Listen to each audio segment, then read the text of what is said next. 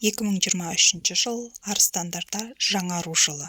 Сіздерді саяхат, көшу сияқты өзгерістер күтеді. Жұмысыңызда да өзгерістер байқалады. Қорқудың қажеті жоқ. Жаңа мүмкіндіктерді пайдалану керек. Кәсіпкерлер жаңа деңгейге көтеріліп, жаңа табыс көзін байқайды.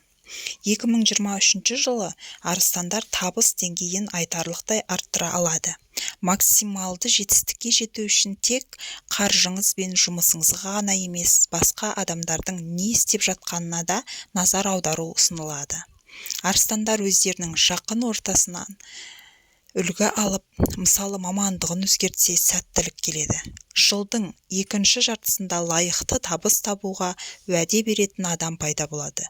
Өз мүмкіндігіңізді жіберіп алмаңыз. Өзара келісімге келсеңіздер, табысыңыз бірнеше есе арттыруға болады.